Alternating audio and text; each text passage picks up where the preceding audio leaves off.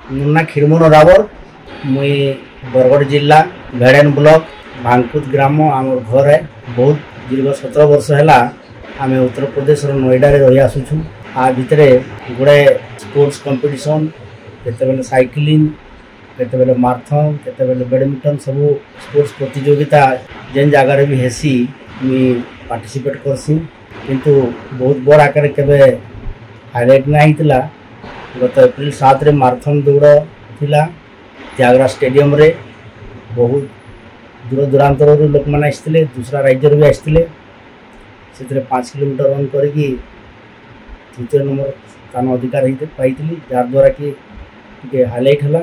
तारपर गोटे खबर कागज रे टीवी चैनल रे भी प्रसारित होता। गत पकुआ महोत्सव थिला गत 7-8 दिन तले से पकुआ उत्सव रे से माने सम्मानित करने भेड़ेन ब्लॉक पताबिरा ब्लॉक कमिटी माने डाकी आमर विधायिका श्रीमती श्रांगिनी चुरिया मैडम को तत्वावधान पकुआ महोत्सवटा पालित होसी। बहुत लोग आसी 70 जन पाखापाखि जो माने किसी ना किसी कार्यक्षेत्र प्रतिभा हासिल कर समस्त डाकी सम्मानित करथिले। से लिस्ट मोर नाम थिला। मु भी दिल्ली रू जाइथिली। बहुत खुशी लगिला। से कमिटी पकुआ महोत्सव कमिटी सदस्य तथा विधायिका श्रीमती श्रांगिनी चुरिया मैडम को कोटि कोटि प्रणाम।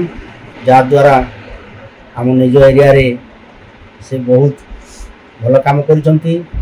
आउ क्रीड़ा क्रीड़ा जोग देता भाग देता तथा लेखा लिखि करुवा तथा नाच गीत प्रतिभाशाली जो व्यक्ति मान को सम्मानित करा बहुत बड़ खुशी कथा। जहाँद्वारा आम एरियार अंचलर आमर छोट छोट भाई भूणी मैंने आगे ये कार्यक्रम आग्रही हे। आज मैं 5 तारीख सकाल 4 उठिकी 5 मु पहुँची गुड़गाँव ओपन थिएटर सेक्टर 29 रे अच्छी से जगार माराथन आरंभ होता।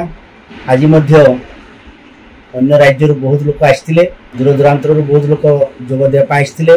3 किलोमीटर 5 किलोमीटर 10 किलोमीटर ये दूरता स्थिर कर 3 किलोमीटर दूरतार दौड़ापी स्थिर करी।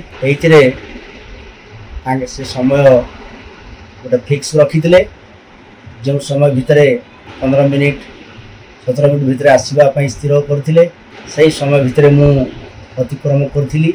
जहाँद्वारा यूनिवर्सल रनर्स कमिटी पक्षर से माने एक मेडाल एवं सर्टिफिकेट द्वारा से माने सम्मानित करथिले। आउ बहुत भल लगिला। आगक ये चेष्टा जारी रहिबो। आगामी दिन में जदि सुजोग मिले पाराओलंपिक रे मध्य भाग नेबाई चेष्टा जारी रखी।